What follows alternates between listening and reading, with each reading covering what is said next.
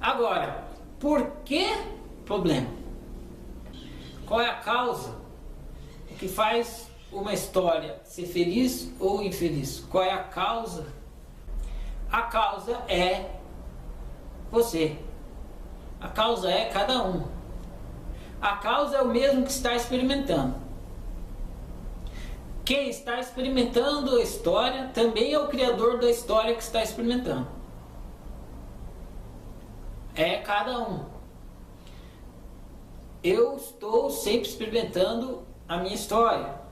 Por quê? Porque eu sou o criador da minha história, eu sou a causa e a história é o efeito. Então eu sou o criador da minha história, estou causando ela é o efeito, é o que eu estou experimentando. Sou o criador e experimento o criado, que é a minha história.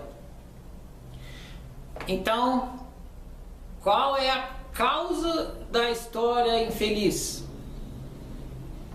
Sou eu. Se é a minha história infeliz. Qual é a causa da sua história infeliz? É você. Qual é a causa da história infeliz de cada um? Cada um.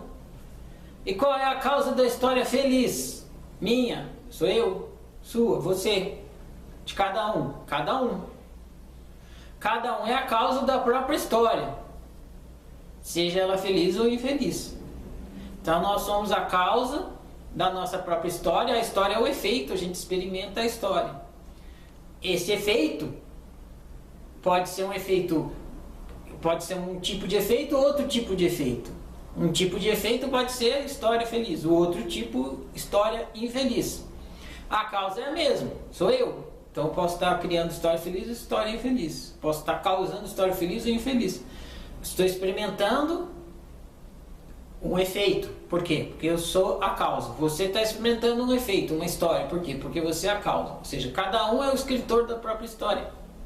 Cada um é o criador da própria história que está experimentando. Então, quem é a causa da história, da sua história? O mesmo que está experimentando a sua história. Quem está experimentando a sua história? Você vai dizer, quem está experimentando a minha história sou eu. Então, esse eu aí que você acabou de falar também é o criador da história que você está experimentando. Pegar o meu caso. Quem é o criador dessa história que eu estou experimentando aqui? Quem está experimentando essa história? Eu. Quem é o criador? Esse mesmo eu que está experimentando a história. Ok? Então, você é a causa da sua história e o efeito, a história em si que você está experimentando. Criador e experimentador da sua história.